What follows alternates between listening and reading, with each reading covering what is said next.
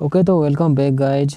Channel को subscribe पहली ऐसी वीडियो पाने के लिए थैंक यू सो मच। अभी तक आपने सपोर्ट दिखाया है, तो इस वीडियो में हम लोग 20 से 30 लाइक कायम रखते हैं। तो डिटेक्टिव रॉय फ्रीमैन, उनके पास्ट में कुछ ऐसा हादसा हुआ है जिसकी वजह से जो है रॉय फ्रीमैन डेली चीज़ें या फिर नॉर्मल चीज़ें जो है याद रख ही नहीं पाते हैं। वो लिख के रखते हैं कि कौन सा क्या चीज़ है एंड फ्यूचर में क्या करना है, वो भी वो लिख के रखते हैं। रॉय को कोई अल्जाइमर कोई बीमारी होती है जिसकी वजह से जो है उनका दिमाग का सर्जरी हुआ है। तभी एक दिन एमिली नाम की एक औरत फ़ोन करती है रॉय को। वो कहती है कि जो उनका एक पुराना केस है इसमें आइजैक नाम का आदमी को ये लोग पकड़े थे, जो कि अपना गुनाह साबित किया था कि उसने ठुकाई किया है बुरी तरीके से। उसको 1 महीने के अंदर जो है वो सज़ा होने वाली है। जिसको ये लोग जेल में डाले थे उसका नाम है कुछ आइजैक, जो कि रॉय से मिलना चाहता है। जैसे कि रॉय तो भूल ही जाते हैं कि एक्चुअली करना क्या है, तो वो कुछ पुरानी केस फाइल्स चेक करते हैं। आइजैक जो नाम उन्हें जो मिलता है एमिली से, फाइल में दिखता है कि आइजैक जो है उसे पकड़ा गया था जोसेफ नाम के आदमी को मारने के लिए। रॉय ने अपने साथी जिमी के साथ ही उसको इंटरोगेट करके जेल में डाले थे। अगले दिन रॉय मिलते हैं आइजैक से जेल में। आइजैक कहता है कि वो इनोसेंट है। उस दिन जो उसने कहा था कि 10 साल पहले कि खून उसी ने ही किया है, तो अभी जो है आइजैक बोल रहा है कि वो खून नहीं किया है। तो आइजैक 10 साल से अगर जेल में होता है कि अचानक से अभी उसे याद आता है कि उसने खून नहीं किया है, तो इतने लंबे समय के लिए आइजैक एक्चुअली कर क्या आया था? क्या उसे जेल में रहना क्या पसंद था, या फिर उसे बाद में याद आता है कि उसने खून नहीं किया है? आइजैक कहता है कि जिस दिन रॉय एंड उसका साथी इंटरोगेट किए थे आइजैक को, उस दिन वो नशे में था। रॉय का साथी जिमी इतना चिल्लाया था कि लास्ट में आइजैक 10 साल पहले कह ही देता है कि उसी ने ही खून किया है। हालांकि कोर्ट में आइजैक के खिलाफ वही झाटू जोसेफ विडर, उसी झाटू ने ही कोर्ट में बयान दिया था कि आइजैक एक गांडू आदमी है, क्योंकि इससे पहले जो है उसके खून होने से पहले आइजैक चोरी के केस में पकड़ा था जोसेफ ने आइजैक को। आइजैक कहता है कि उस दिन जो है चोरी करने के लिए वो जोसेफ विडर के घर में गया था, लेकिन वो छुपा रहा क्योंकि एक अनजान आदमी आके जो है वो जोसेफ विडर की ठुकाई कर देता है बुरी तरीके से। ठुकाई इतनी बुरी होती है कि वो मर जाता है जोसेफ विडर। जोसेफ कहता है कि कुछ दिन पहले या फिर कुछ हफ्ते पहले एक रिचर्ड फिन नाम का आदमी आया था, जो कि पूछा था उस केस के बारे में, जो कि प्रेजेंट टाइम अभी किताब लिखा है उस केस के ऊपर। जेल से बाहर निकलने के बाद थोड़ा सा और सोचते हैं कि ऐसे गलती वो कैसे कर सकते हैं। आखिर 10 साल के बाद इस झाटू को कैसे याद आता है कि वो बेगुनाह है। रॉय के शहर में जो ऑपरेशन हुई थी वो एक्चुअली सिनेप्टिक रीजनरेशन कोई प्रोसेस के लिए है। तो रॉय को जो है वो डेली ऐसे फोकस करने के लिए वो पजल गेम या फिर कोई ना कोई ऐसे साइलेंट टाइप की चीज़ें करते रहते हैं। रॉय को अपने फाइल से रिचर्ड फिन का एड्रेस मिल जाता है। 10 साल के बाद रॉय अपने साथी जिमी से मिलते हैं और अपने साथी को कहते हैं वो झाटू आइजैक जो कि जेल में है, उसे 1 महीने के अंदर सज़ा होने वाली है, एक्चुअली मौत की सज़ा। लेकिन वो अभी बोल रहा है कि वो बेगुनाह है, तो हमें जो है फिर से थोड़ा सा इन्वेस्टिगेशन करना होगा।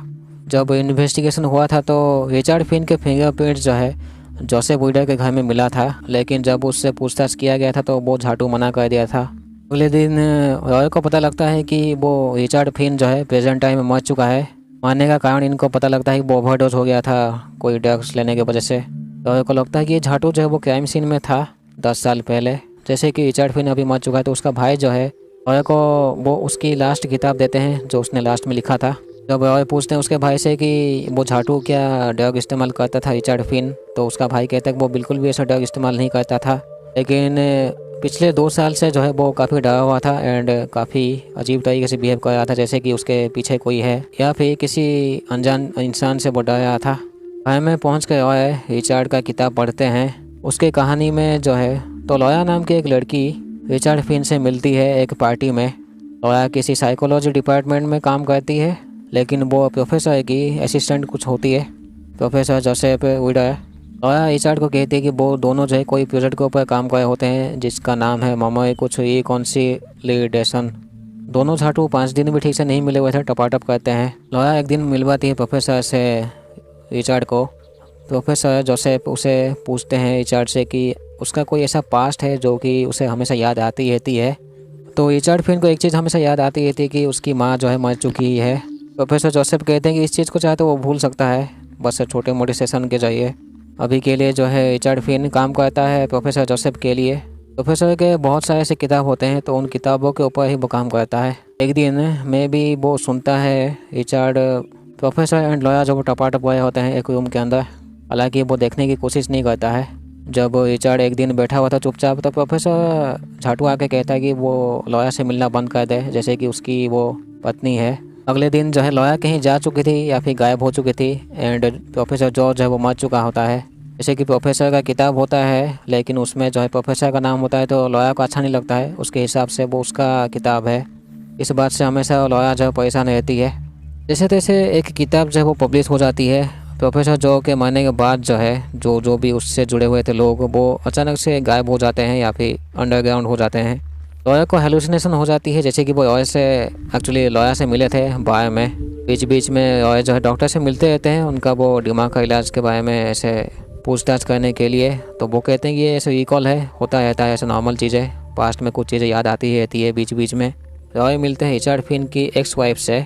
वो कहती है कि वो तो ड्रग एडिक्टेड नहीं था, लेकिन उसका शक एलिजाबेथ नाम के एक औरत के ऊपर जाता है, क्योंकि रिचर्ड की एक्स वाइफ के हिसाब से एलिजाबेथ एंड रिचर्ड जो है वो पास्ट में लड़ाई किए थे बुरी तरीके से, एक दूसरे के ऊपर जो है झाटू जैसे चिल्ला रहे थे। एक दिन जो है रिचर्ड फिन वो काफ़ी गुस्से से वो घर के अंदर आता है और फ़ोन में चिल्लाता है किसी अनजान के ऊपर या फिर एलिजाबेथ के ऊपर। जब और पता लगाते हैं एलिजाबेथ के नाम के औरत के बारे में, तो उन्हें पता लगता है कि ये तो लॉयर है, जो कि असिस्टेंट में भी थी प्रोफेसर जोसेफ की। तो डिटेक्टिव रॉय जो है उसका आदेश निकाल के लॉयर से मिलते हैं और पूछते हैं रिचर्ड फिन के बारे में, लेकिन ये झाटू कुछ ठीक से बताते नहीं है। लास्ट में उसको वो रिचर्ड फिन का किताब दे के चले जाते हैं। लॉयर को एक वेन डिबक्स नाम का एक आदमी के बारे में पता लगता है। एक्चुअली ये जो आदमी है वो प्रोफेसर जोसेफ के लिए काम करता था उसके घर पे। रॉय मिलते हैं वेन से एक पुराने फैक्ट्री में, जो कि कुछ मांस काट रहा था। वो कहता है कि जब वो प्रोफेसर जोसेफ के लिए काम करता था तो उसके घर में बहुत सारे ऐसे लोग आते थे। प्रोफेसर के कुछ मेडिसिन भी से टेस्ट किए जाते थे किसी क्लिनिक में। तो ये वेन जो है वो एक इराक की जंग में ऐसे शामिल हुआ था। तो वो जो जंग की जो यादें हैं वो हमेशा इसके दिमाग में रहती है। तो प्रोफेसर जोसेफ कहता है कि एक दिन वेन को कि वो इस पास्ट को जब वो चाहे तो मिटा सकता है, कुछ सेशन करके, साथ में कुछ मेडिसिन खा के। प्रोफेसर जोसेफ जो कुछ मेडिसिन देते हैं वेन को ताकि वो पास्ट वाली जो यादें हैं वो मिट सके। वेन उस मेडिसिन को खाता तो है, लेकिन उसकी हालत जो है वो ख़राब होने लग जाती है, तो वो मेडिसिन खाना छोड़ देता है उस झाटू जोसेफ का।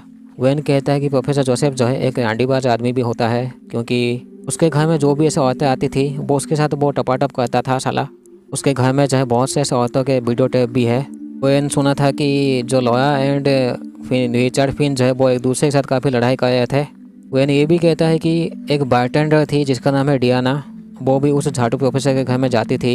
इतना बात करके रॉय निकल लेते हैं, लेकिन उनके जाने के बाद जो है ये झाटू वेन जो है किसी को फ़ोन करके बताता है रॉय के बारे में। इसका मतलब ये है कि वेन कुछ छुपा है अभी भी, जो कि उसने पूरी तरीके से नहीं बताया हुआ होता है रॉय को। रात के टाइम में लॉयर चली आती है रॉय के घर में एंड देती है वो झाटू रिचर्ड फिन की किताब। वो कहती कि ये जो स्टोरी उसने लिखा है वो सब झाटू स्टोरी है, उससे कोई भी स्टोरी बिल्कुल भी अच्छा नहीं लगा। जब वो पूछते हैं रॉय वेन के बारे में, तो लॉयर कहती है कि उसने कोई भी ऐसे प्रोटोकॉल फॉलो नहीं किया था जोसेफ का, एक्चुअली प्रोफेसर जोसेफ का। कभी कभी जो है वो झाटू वेन बीच में गुस्सा हो जाता है।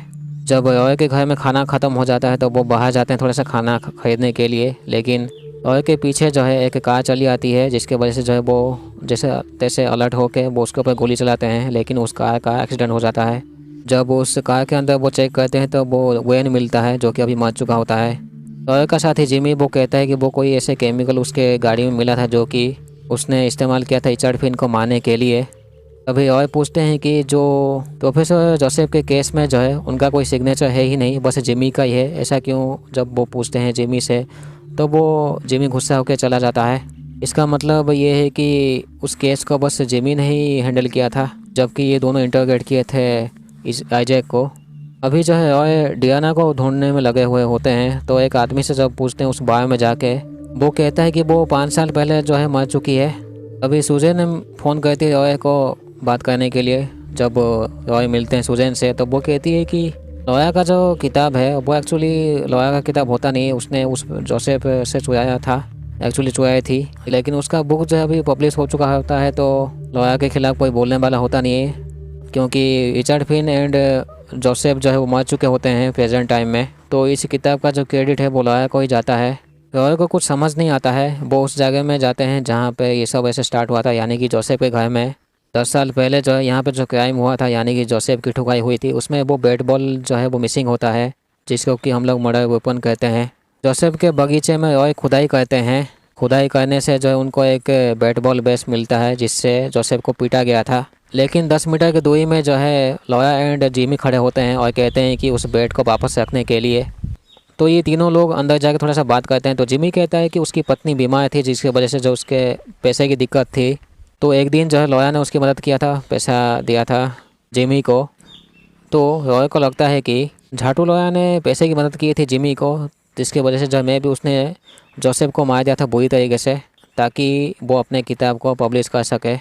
इसके बाद ये लॉया भी चुप नहीं रहती है। वो भी कहती है कि जब वो रॉय का एक्सीडेंट हुआ था, कार एक्सीडेंट, हॉस्पिटल में वो मिली थी जिमी से। जोसेफ की ठुकाई के बाद जो है लॉया भाग गए थे वो अपने रिसर्च काम के लिए। लेकिन कुछ सालों के बाद जो रिचर्ड फिन को पता लग जाता है कि मैं भी एलिजाबेथ या फिर लॉया ने ठुकाई किया है जोसेफ का। साथ में ये झाटू लॉया कहती है कि जिमी ने उसे ब्लैकमेल किया था। लेकिन जिमी कहता है कि लॉया ने वेन का इस्तेमाल किया था ताकि रिचर्ड फिन को वो मार सके। एंड उसका अगला टारगेट जो है वो रॉय ही था, यानी कि लॉया का अगला टारगेट रॉय था। इतना सब कुछ ये बोला था जिमी। तो ये लॉया झाटू जो है गोली मार देती है जिमी को। लॉया रॉय को भी मारने वाली होती है, लेकिन जिमी गोली मार देता है लॉया को एंड वो गांडू जैसे मर जाती है। अभी जिमी भी मर जाते हैं। अभी जो है बस रॉय ही बचे हुए होते हैं। तो यहाँ पे साबित हो जाता है कि आइजैक जो है, जो कि 10 साल पहले पकड़ा गया था, अभी वो जेल से छूट जाता है। प्रेजेंट टाइम में रॉय को थोड़ा सा कुछ कुछ याद आ जाता है। तो पास्ट में हुआ क्या था कि बार में लॉया बोलती है रॉय को कि उसकी जो पत्नी है वो धोखा दे रहा है, यानी कि डियाना, जो कि पत्नी होती है रॉय की। लेकिन रॉय को यकीन नहीं होता है कि उनकी पत्नी उसे धोखा दे रही है। इसके बाद जो है लॉया टेप रिकॉर्डर देती है रॉय को। उस टेप रिकॉर्डर को जब वो चेक करते हैं तो उसके अंदर रॉय को मिलता है उनकी पत्नी डियाना का टपाटप वीडियो। एंड वो काफ़ी मज़े से लेकर वो टपाटप कर रही थी, जैसे कि वो काफ़ी खुश है। तो अपने पत्नी को टपाटप करते हुए देख के रॉय को काफ़ी गुस्सा आ जाता है। इसके वजह से जो है वो एक दिन प्रोफेसर जोसेफ के घर में जाके बेसबॉल बैट से उसे बुरी तरीके से इतना पीटते हैं कि वो गांडू मर जाता है। जब ये ठुकाई हो रही होती है तो इनसे 30 मीटर के दूरी में या फिर 20 मीटर की दूरी में आइजैक छुपा हुआ था, जो कि प्रोफेसर जोसेफ के घर में चोरी करने के लिए गया था। इस ठुकाई को जो है एक और इंसान भी देख लेता है, जो कि साथी होता है जिमी का। जैसे कि अभी रॉय ने एक खून कर दिया होता है, तो जिमी एंड रॉय मिलके उस बेसबॉल बैट को एक गड्ढे में छुपा देते हैं जोसेफ के गार्डन में, जो कि 10 साल के बाद रॉय ही खुद निकालते हैं उस बेसबॉल बैट को। एंड यहीं पे ये कहानी ख़त्म होती है। अगर देखा जाए तो 10 साल पहले आइजैक अगर कुछ ग्लव्स पहनता तो उसके फिंगरप्रिंट्स उसके घर में नहीं मिलता। मे भी वो 10 साल जेल होने से बच सकता था। Thank you so much. अभी तक ज़्यादा सपोर्ट दिखाया है। तो इस वीडियो में हम लोग 20 से 40 लाइक कायम रखते हैं। Thank you so much.